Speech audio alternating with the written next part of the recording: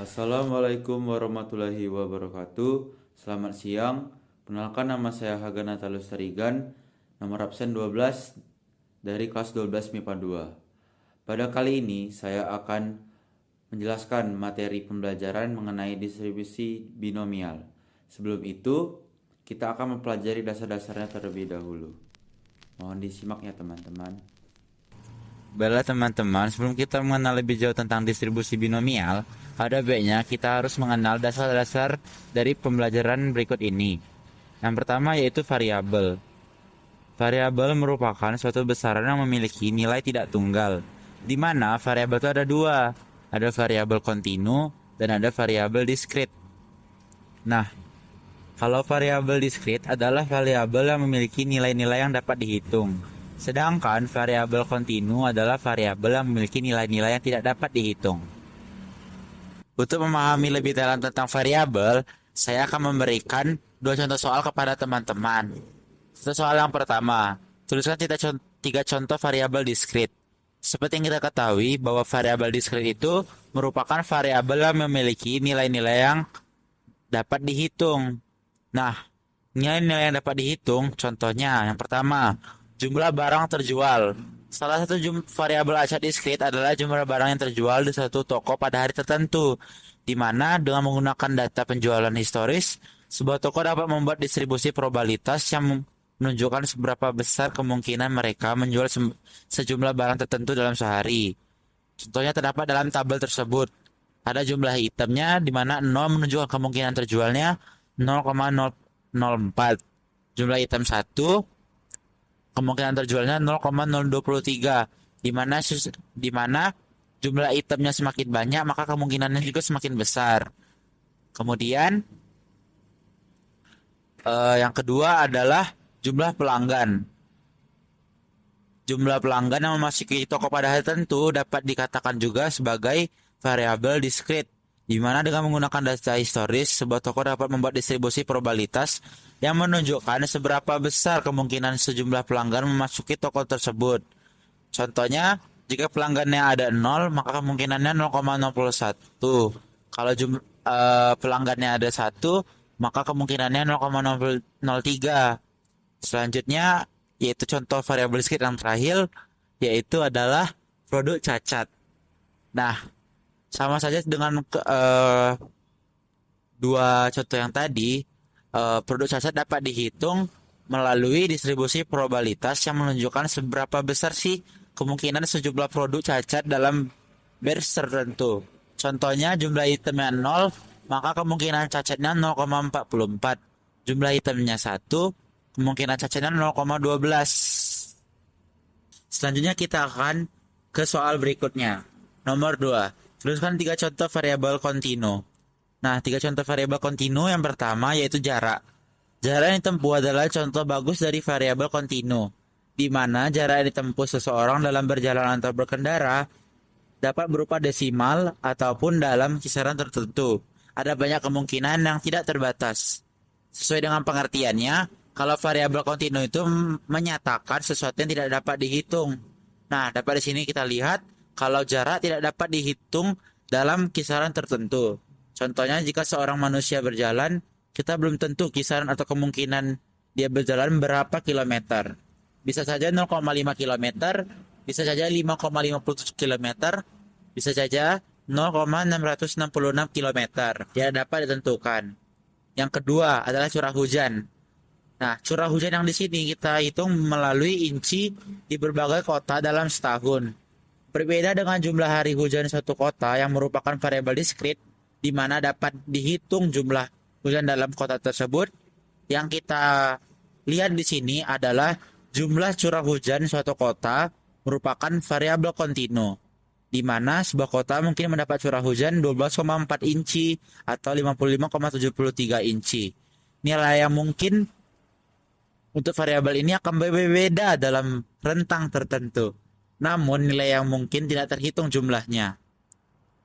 Selanjutnya teman-teman, yang ketiga adalah waktu. Waktu mirip dengan jarak, di mana waktu yang diperlukan untuk terjadinya sesuatu memerlukan pengukuran dan dapat mempunyai nilai yang tak terbatas dalam suatu rentang. Oleh karena itu, waktu juga merupakan variabel kontinu.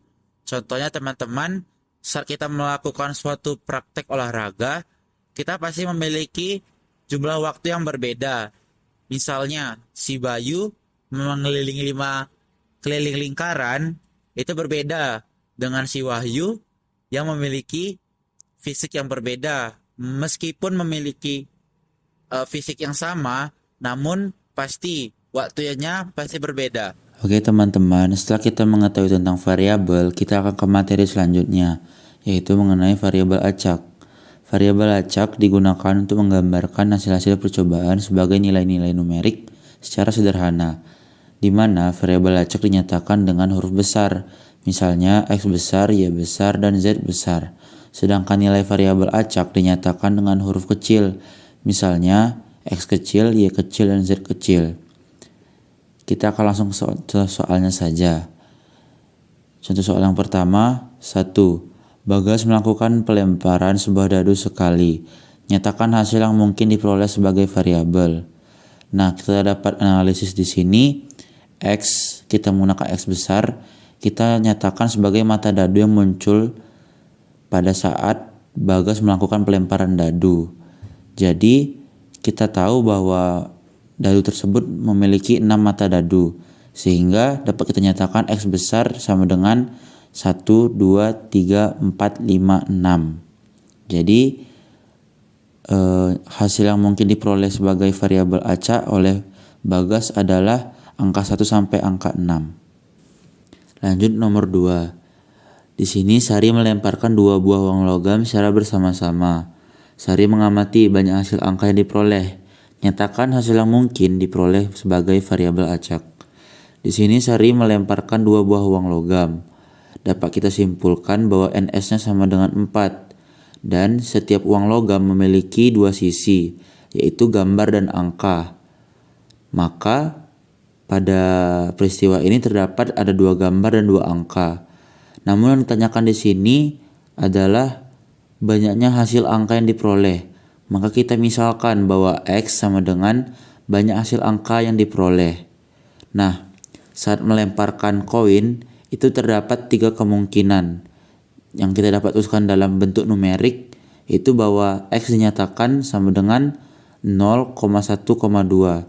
Di sana dapat bahwa saat Sari melemparkan 2 buah uang logam dapat terjadi tidak adanya gambar di dalam pelemparan tersebut. Hasil yang didapatkannya bisa 1 gambar yang didapatkan, bahkan bisa juga 2 gambar yang didapatkan. Maka X sama dengan 0,1,2. Selanjutnya kita masuk ke materi baru, yaitu peluang variabel acak diskrit. Peluang variabel acak diskrit ini nanti ada pembagian materinya. Yang pertama adalah distribusi peluang variabel acak diskrit. Pada variabel acak diskrit, nilai-nilainya mempunyai peluang, di mana peluang nilai variabel acak X dinotasikan dengan Fx sama dengan P dalam kurung X sama dengan X. Itu maksudnya bentuk penyajian peluang nilai-nilai variabel acak diskrit disebut dengan distribusi peluang variabel acak, di mana distribusi peluang dapat dinyatakan dalam bentuk tabel, grafik, atau fungsi. Jadi, dalam menjawab soal atau latihannya, kita dapat menjawabnya dalam bentuk tabel, grafik, atau fungsi tergantung dari permintaan soalnya. Distribusi peluang disebut juga dengan distribusi probabilitas atau fungsi peluang atau fungsi probabilitas. Kita lanjut ke contoh soal. Nomor 1, sekeping mata uang logam dilemparkan 4 kali. Variabel acak X menyatakan banyak sisi gambar yang muncul.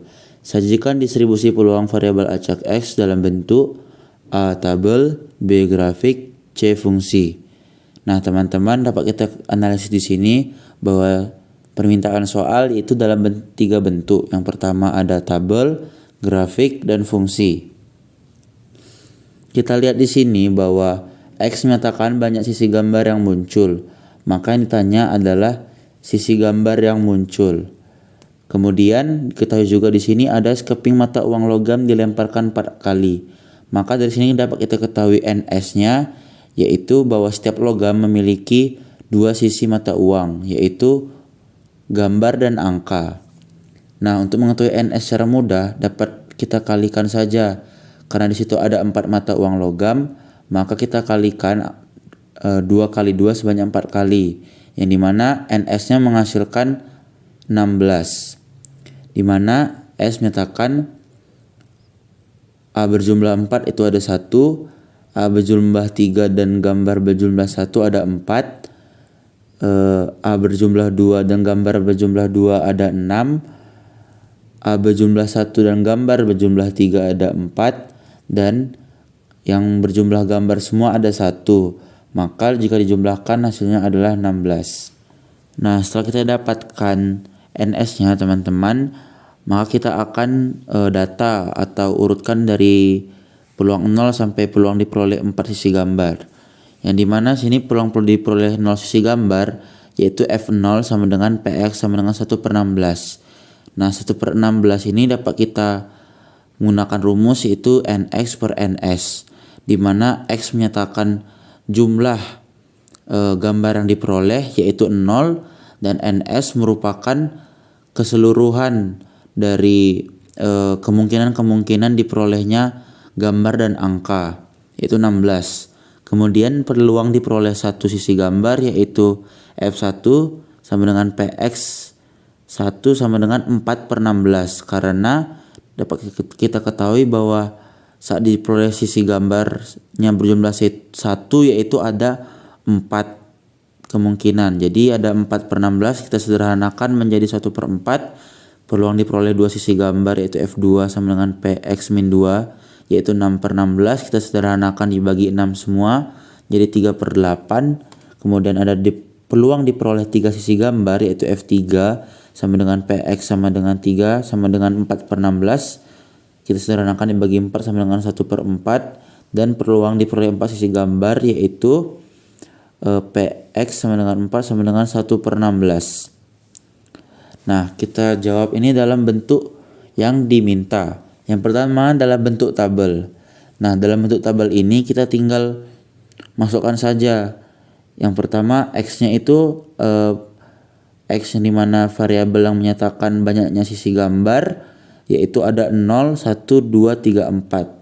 Dimana 0 maksudnya tidak munculnya gambar sama sekali, dan 4 menyatakan bahwa gambar muncul sebanyak ada 4 di dalam satu kali pelemparan. Nah, kita tinggal urutkan saja bahwa sesuai yang kita tadi sudah tulis bahwa 0 sama dengan 1/16, 1 sama dengan 1/4, gambarnya 2 ada 3/6, gambarnya 3 ada 4/16 atau 1/4, dan gambarnya 4 yaitu ada 1/16. Kemudian dalam bentuk grafik. Nah, dalam bentuk grafik ini kita tinggal masukkan saja bahwa X itu di bawah kita buat 0, 1, 3, 4 yang menyatakan banyaknya muncul gambar, dan kita cocokkan saja dengan data yang kita peroleh atau kita sudah kelompokkan di awal tadi, sehingga diperolehlah tabel seperti berikut. Nah, begitu teman-teman. Selanjutnya yang terakhir dalam bentuk fungsi. Nah, dalam bentuk fungsi ini dapat kita nyatakan dalam fungsi fx. Di sini fx menyatakan 0 untuk x yang lain, 1/16 untuk x sama dengan 0 dan 4, 1/4 untuk x sama dengan 1 dan 3. Kemudian fx sama dengan 3/8 maaf teman-teman, yaitu untuk x sama dengan 2. Nah, itulah pembahasan untuk contoh soal nomor 1. Teman-teman, setelah itu kita akan bahas contoh soal nomor 2.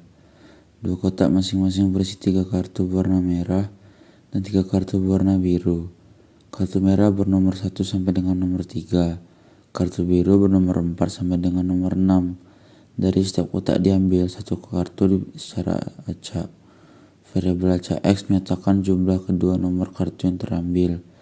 Nilai PX sama dengan 6. Dapat kita ketahui bahwa setiap kotak itu ada 3 kartu, di mana satu kotak pertama itu nomor 1 sampai 3. Kotak kedua nomor 4 sampai 6. Nah, X menyatakan jumlah kedua nomor kartu yang terambil, di mana jumlah kedua kartu tersebut harus berjumlah 6. Nah, pertama-tama kita harus mencari NS-nya terlebih dahulu. Untuk mencari NS-nya kita menggunakan tabel, di mana tabel ini mengkombinasikan antara kotak 1 dan kotak 2, di mana kotak 1 dimasukkan ke dalam tabel angka 1, 2, 3, dan kotak 2 juga dimasukkan dalam tabel angka 4, 5, 6. Setelah itu baru kita kelompokkan menjadi 1, 4, 2, 4, 3, 4, 1, 5, 2, 5, 3, 5, 1, 6, 2, 6, dan 3, 6. Nah, setelah kita dapatkan semuanya, kita hitung semua. Maka kita dapatkan NS sama dengan 9. Kemudian baru kita lihat dari variabel acak X, di mana X menyatakan jumlah kedua nomor kartu yang terambil, di mana jumlah kedua kartu itu berjumlah 6. Kita lihat di sini mana perpaduan atau kombinasi antar kotak 1 dan kotak 2 yang menyatakan jumlah kartu berjumlah 6. Dapat kita lihat di sini hanya angka 2,6 dan 1,5 yang berjumlah 6. Maka kita dapat simpulkan bahwa N X sama dengan 6 sama dengan 2. Untuk mengetahui nilai PX sama dengan 6 atau peluangnya, kita menggunakan rumus PA sama dengan NA per NS. Nah, NA di sini sama dengan NX sama dengan 6, yaitu 2. Kemudian NS-nya adalah 9. Maka PX sama dengan 6 adalah 2/9. Kemudian setelah kita mempelajari tentang distribusi peluang variabel acak discrete, yang kedua kita akan mempelajari tentang distribusi peluang kumulatif variabel acak discrete. Nah, peluang variabel acak X yang lebih kecil atau sama dengan satu nilai X ditulis dengan Fx sama dengan P dalam kurung X kurang dari sama dengan X, di mana nilai Fx tersebut dinamakan peluang kumulatif. Misalkan X sama dengan C merupakan salah satu nilai variabel acak X yang memiliki peluang Fx, maka nilai Fc dinyatakan dengan Fc sama dengan Px kurang dari sama dengan C sama dengan F0 ditambah F1 ditambah F2 ditambah F seterusnya, yang menunjukkan batas dari Fc tersebut. Di sini ada dua soal. Yang pertama, sekeping uang logam dilempar 4 kali. Variabel X menyatakan banyak sisi angka yang muncul. Tentukan nilai A F1, B F2, C F3. Nah, sebelum kita mencari nilai-nilai tersebut, kita tentukan dulu ruang sampelnya atau NS-nya. Di sini ada sekeping uang logam dilempar 4 kali. Nah, dilempar 4 kali logikanya sama saja memiliki dengan 4 koin. Maka dari itu kita bisa mendapatkan lagi bahwa dua sisi logam tersebut, angka dan gambar kita kali 2 terus banyak 4 kali, maka menghasilkan 16 ruang sampel, yang dimana ada A yang sisi angka berjumlah 4, kemudian sisi angka berjumlah 3 dan sisi gambar berjumlah 1, itu ada sebanyak 4 buah. Kemudian sisi angka berjumlah 2 dan gambar berjumlah 2 berjumlah 6, dan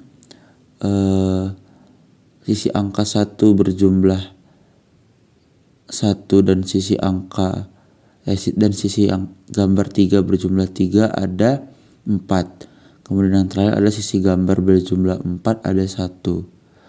Maka di sini ada 16. Yang pertama kita tentukan dulu X-nya. X di sini menyatakan banyak sisi angka yang muncul sehingga dapat dinyatakan X-nya tuh 0, 1, 2, 3, 4. Mengapa demikian? Karena munculnya sisi angka itu bisa tidak muncul sama sekali dalam pelemparan tersebut, dapat muncul hanya 1 kali, dapat muncul 2 kali, dan bisa muncul hingga 4 kali. Nah, sehingga kita dapat mencari nilai-nilai yang sudah dipertanyakan. Yang pertama sama dengan A, di mana F1 sama dengan Px kurang dari sama dengan 1. Maka F0 ditambah F1. Karena kurang dari 1, maka ada angka 1 dan 0. Nah, di sini F0 dapat kita ketahui tadi bahwa yang angkanya hanya 0 atau tidak ada, itu hanya 1, yaitu yang ada sisi gambar 4. Maka dapat diketahui 1/16.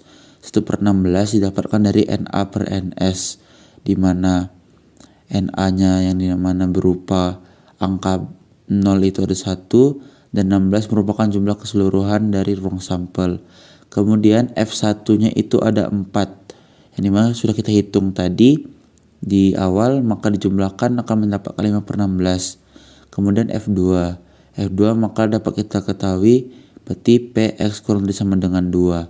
Kurang dari sama dengan 2 berarti ada angka 2, 1, 0. Nah, kita agar lebih mudah, kita pakai saja yang pada jawaban pertama tadi.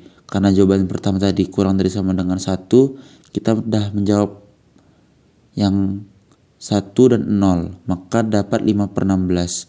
Untuk ditambah lagi hanya ditambah dengan F2. Nah, kejadian yang muncul angkanya 2 itu ada 6 buah. Maka ada 6/16. Kita tambahkan saja dari yang pertama tadi. Jadi 5/16 ditambah 6/16. Jadi 11/16. Kemudian yang terakhir kita gunakan cara yang sama. Untuk mendapatkan F3, kita telah mendapatkan untuk jawaban dari F2. Maka telah mendapatkan 210. Yang kurang adalah 3. Nah, sisi angka yang munculnya 3 itu adalah 4, di mana ada AGGG, GAGG, GGAG, dan GGA. Nah, maka kita tinggal tambahkan dari 11/16 ditambah 4/16, jadi 15/16. Begitulah teman-teman untuk penjelasan mengenai soal nomor 1. Semoga mudah dimengerti ya. Kita ke soal berikutnya, yaitu variabel acak X menyatakan jumlah mata dadu yang muncul pada pelemparan 2 buah dadu bersamaan. Nilai P, X lebih dari sama dengan 5, kurang dari sama dengan 12 adalah. Nah, sebelum kita jawab pertanyaan ini, kita harus menentukan angka yang pertama dari awal ya teman-teman, yaitu NS-nya. Di sini dia melakukan pelemparan 2 dadu. Maka 2 dadu itu NS-nya 36. Mengapa dapat demikian? Itu dari dadu 1 dan dadu 2. Yang dimana setiap mata dadu berjumlah 6. Maka dikalikan. Nah, karena di sini nilai P, X lebih dari sama dengan 5 dan kurang dari sama dengan 12, maka X yang bersangkutan adalah 5, 6, 7, 8, 9, 10, 11, 12. Kita cari satu-satu. Yang pertama jumlahnya 5. Jumlahnya 5 itu ada 1,4, 4,1, 2,3, 3,2. Jumlahnya 6 ada 1,5, 5,1, 2,4, 4,2, 3,3. Kemudian yang jumlahnya 7 ada 1,6, 6,1, 2,5, 5,2, 3,4, 4,3. Yang jumlahnya 8 ada 2,6, 6,2, 3,5, 5,3, 4,4. Yang jumlahnya 9 ada 3,6, 6,3, 4,5, 5,4. Jumlahnya 10 ada 4,6, 6,4, 5,5. Jumlahnya 11 ada 5,6, 6,5. Dan jumlahnya 12 ada 6,6. Di sini kita lihat bahwa X menyatakan jumlah mata dadu ya. Jadi kita yang baru kita bilang tadi itu adalah jumlah kedua mata dadu. Nah, setelah kita temukan semuanya, kita jumlahkanlah semuanya untuk mencari nilai Px lebih dari sama dengan 5 dan kurang lebih dari sama dengan 12. Kita jumlahkan semuanya. Dari jumlah 5 hingga ke jumlah 12. maka dapat ditemukan hasilnya itu 4/36 ditambah 5/36 ditambah 6/36 ditambah 5/36 ditambah 4/36 ditambah 3/36 ditambah 2/36 ditambah 1/36, yang dimana hasilnya adalah 30/36. Kita disederhanakan, yaitu dibagi 6 semua, maka akan mendapat hasilkan 5/6. Begitulah teman-teman untuk pembahasan soal mengenai distribusi peluang kumulatif variabel acak diskrit. Semoga mudah dimengerti ya. Oke teman-teman, kita lanjut ke materi selanjutnya, yaitu distribusi binomial. Nah, distribusi binomial ini nanti materinya ada 2. Yang pertama kita masuk ke dalam variabel acak binomial. Variabel acak binomial adalah variabel acak yang nilainya ditentukan oleh hasil percobaan binomial. Beberapa syarat pada percobaan binomial sebagai berikut. A. Percobaan dilakukan secara berulang-ulang atau menggunakan repetisi. B. Percobaan bersifat saling bebas atau dengan pengembalian hasil percobaan yang satu tidak memengaruhi hasil percobaan yang lain. C. Setiap percobaan memiliki 2 macam kejadian yang diharapkan disebut sukses dan kejadian yang tidak diharapkan disebut gagal. Di mana kejadian sukses itu lambangnya P dan kejadian yang gagal lambangnya itu Q. Yang D, peluang setiap kejadian tetap dalam setiap percobaan. Untuk mengetahui tentang percobaan binomial dapat kita amati melalui percobaan pelambungan uang logam. Teman-teman dapat membacanya ya. Kita langsung saja masuk ke contoh soalnya. Di sini 1. Selidiki apakah percobaan berikut merupakan percobaan binomial atau bukan. Di mana ada 2 pernyataan. A. Denny melemparkan bola ke dalam keranjang sebanyak 4 kali. Denny mencatat banyak lemparan bola yang masuk ke dalam keranjang. B. Dania mengambil 3 kartu satu persatu tanpa pengembalian dari setumpuk kartu remi dan mencatat jumlah kartu bergambar yang terambil. Setelah kita lihat soalnya, kita jawab ya. Nah, pertama tuh ada Denny. Denny melemparkan bola ke dalam keranjang sebanyak 4 kali. Denny mencatat banyak lemparan bola yang masuk ke dalam keranjang. Kejadian tersebut merupakan kejadian binomial. Mengapa demikian? Karena kemungkinannya yaitu masuk keranjang atau tidak masuk keranjang. Nah, bahwa kita ketahui bahwa binomial itu pada persyaratannya itu ada peluang yang gagal, sedangkan ada peluang yang sukses. Di sini Denny melemparkan bola ke dalam keranjang. Pasti ada peluang yang sukses, baik itu bisa 4-4 yang masuk atau bahkan tidak ada yang masuk, dan ada peluang gagalnya, yaitu berupa ada yang tidak masuk dan ada yang tidak masuk semuanya. Kemudian B. Dania mengambil 3 kartu satu persatu tanpa pengembalian dari setumpuk kartu remi dan mencatat jumlah kartu bergambar yang terambil. Dapat dari sini kita lihat bahwa kejadian ini merupakan kejadian bukan binomial. Karena syarat kejadian binomial adalah hanya terdapat 2 kemungkinan, sementara kejadian di atas tidak memiliki 2 kemungkinan. Kita lihat di sini, dia mengambil 3 kartu. Nah, kita tidak tahu tuh kemungkinannya yang mana. Maka dari itu, ini merupakan bukan kejadian binomial. Dengan demikian, dapat kita simpulkan bahwa pernyataan A merupakan kejadian binomial, sedangkan pernyataan B bukan merupakan kejadian binomial. Nah, kemudian kita lanjut ke dalam materi yang kedua dalam distribusi binomial, yaitu distribusi peluang binomial.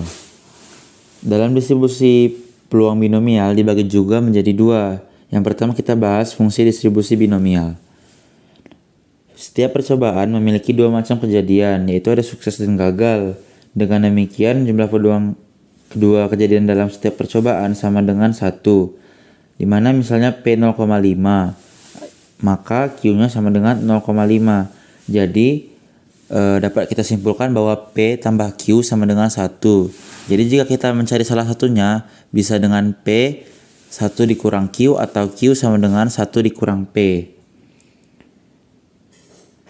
Secara umum, peluang binomial X, kejadian yang diharapkan dari N percobaan binomial dinyatakan dalam Fx sama dengan B dalam kurung X N, P sama dengan kombinasi dari N, X dikali P pangkat X dikali Q pangkat N dikurang X, di mana N merupakan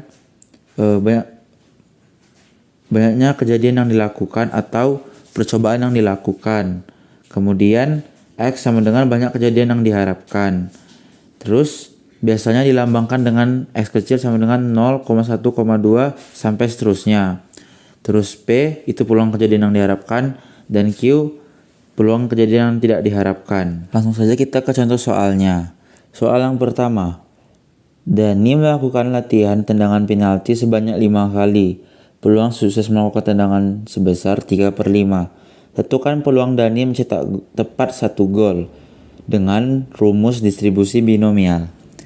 Nah, setelah kita baca soal ini, dapat kita analisis bahwa Dani melakukan latihan tendangan sebanyak 5 kali. Bahwa berarti N itu sama dengan 5.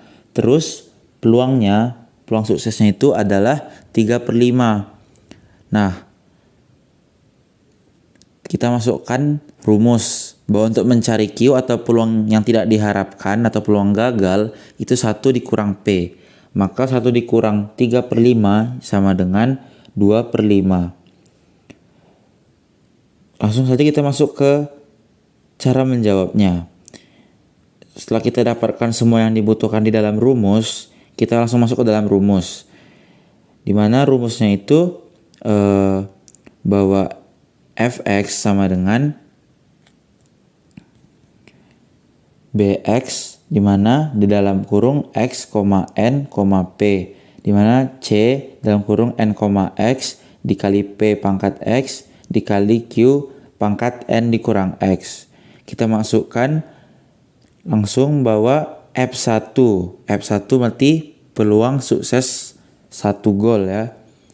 Itu langsung kita masukkan bahwa X-nya 1, kemudian N-nya 5, kemudian peluang suksesnya itu 3/5.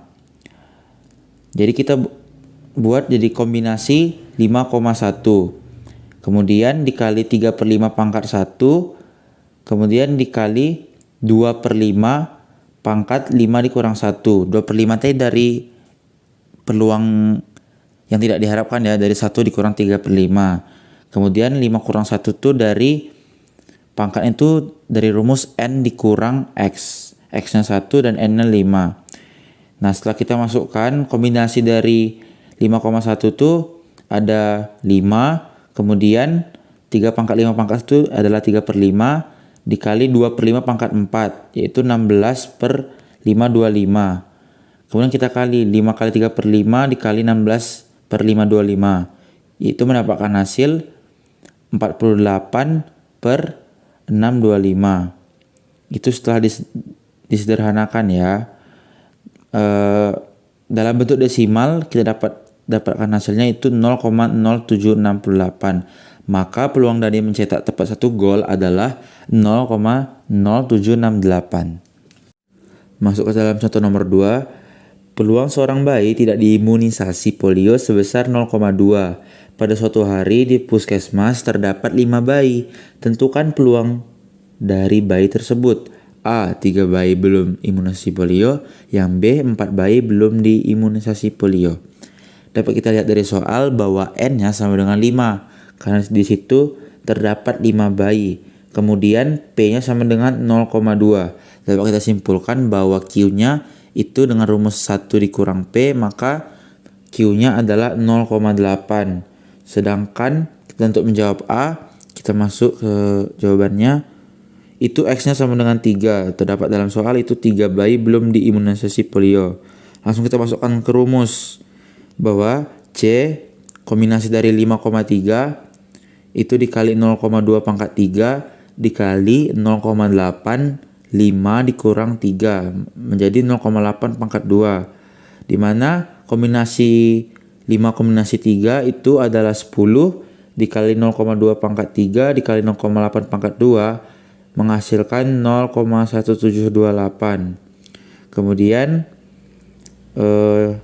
untuk menjawab yang B itu 4 bayi belum diimunisasi polio. Ini sama saja, namun kita ganti X-nya dengan 4. Maka kombinasi 5,4 dikali 0,2 pangkat 4 dikali 0,8 5 dikurang 4 yaitu 0,8 pangkat 1. Maka didapatkan 10 dikali 0,2 pangkat 4 dikali 0,8 pangkat 1 sama dengan 0,0064. Itulah jawabannya. Selanjutnya kita masuk ke materi terakhir, yaitu fungsi distribusi binomial kumulatif. Peluang paling banyak X kejadian yang diharapkan dinamakan fungsi distribusi binomial kumulatif. Misalnya X sama dengan T. Maka peluang paling banyak T kejadian yang diharapkan dinyatakan dengan Ft sama dengan P dalam kurung X kurang dari sama dengan T sama dengan kombinasi N, X dikali P pangkat X dikali Q pangkat N kurang X. Dimana keterangannya sama saja pada saat kita tadi mengerjakan soal yang sebelumnya. Langsung saja ke contoh soal. Maulana melakukan latihan tendangan penalti sebanyak 3 kali. Peluang sukses melakukan tendangan sebesar 4/5. Tentukan peluang Maulana mencetak gol paling banyak 1 gol dengan menggunakan rumus distribusi binomial. Kita analisis soalnya di sini bahwa N-nya sama dengan 3 kali. Kemudian P-nya 4/5, maka Q-nya itu adalah 1/5 yang didapatkan dari 1 dikurang 4/5. Nah, kita langsung masukkan ke rumus, di mana permintaannya itu adalah paling banyak 1 gol, artinya mencetak 1 gol atau 0 gol. Jadi dia dibuat P sama dengan X kurang dari sama dengan 1. Kurang dari sama dengan 1, maka X-nya ada 1 dan ada 0. Kita pertama cari satu-satu. Yang pertama mencetak 1 gol. N-nya 3, X-nya 1, P-nya 4/5 dan Q-nya 1/5. Maka F1 sama dengan kombinasi dari 3,1 dikali 4/5 pangkat 1 kemudian dikali 1/5 dikurang pangkat 3 dikurang 1. Maka akan menghasilkan hasil dari kombinasi tadi adalah 3 dikali 4/5 dikali 1/5 pangkat 2 yaitu 1/25. Setelah dikalikan semuanya itu mendapatkan hasil 12/125. Kemudian yang 0 gol. Yang cetak 0 gol dimana kita ubah saja X-nya menjadi 0. Kita masukkan lagi bahwa kombinasinya itu menjadi 3,0 dikali 4/5 pangkat 0 dikali 1/5 pangkat 3 kurang 0. Nah, di sini hasil dari kombinasinya adalah 1. Kita tahu bahwa pangkat 0 adalah 1, maka 4/5 pangkat 0 adalah 1 dikali 1/125. Maka mencetak 0 gol F0-nya sama dengan 1/125. Nah, peluang Maulana mencetak 1 gol paling banyak 1 gol tersebut kita tambahkan dari 0 hingga ke 1. Maka 12/125 ditambah 1/125 menghasilkan 13/125. Dalam desimalnya yaitu 0,104. Maka peluang mencetak paling banyak 1 gol dari Maulana adalah 0,104. Kita lanjut ke soal nomor 2. 2 buah dado dilambungkan bersama-sama sebanyak 4 kali. Tentukan peluang terlihat pasangan mata dadu berjumlah 9 paling banyak. Di sini kita dapat lihat bahwa peluangnya itu ada yang berhasil 4/36. Maka dapat kita tentukan bahwa N itu sama dengan 4, kemudian P-nya 4/36, kita sederhanakan menjadi 1/9, kemudian Q-nya atau peluang gagalnya itu 8/9 dari 1 dikurang 1/9. Di sini dalam permintaan soalnya itu ada 1 kali, 2 kali dan 3 kali. Nah, pertama kita lihat yang 1 kali sukses, di mana kita buat dalam P X kurang dari sama dengan 1, maka ada 1 kali sukses dan 0 kali sukses.